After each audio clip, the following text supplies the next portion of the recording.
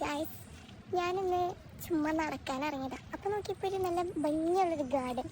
അപ്പം ഇവിടെ കയറാമെന്ന് വിചാരിച്ചു. പക്ഷെ ഇതിനകത്ത് കയറിയപ്പോഴാണ് എനിക്ക് മനസ്സിലായത് ഇത് ഗാർഡൻ അല്ല, ജർമ്മനിയിലൊരു സെമിത്തേരിയാണ് ഗൈസ്. നിങ്ങൾ ഇവിടുത്തെ വൈബൊന്ന് കാണണം.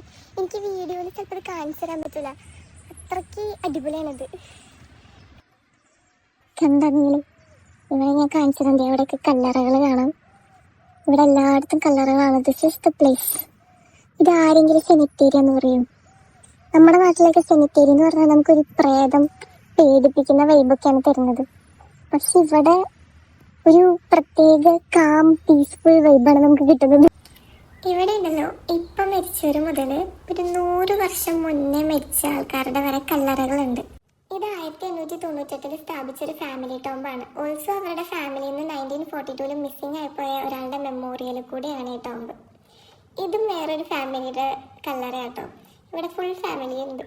പിന്നെ ഇവിടെ കണ്ടോ, സൈഡിൽ ഇങ്ങനെ റിലാക്സ് ചെയ്യാൻ ചെയറൊക്കെ ഇട്ടിട്ടുണ്ട്. അപ്പം ഇന്നത്തെ സെമിത്തേരി ടൂർ അത്രയേ ഉള്ളൂ. ബൈ.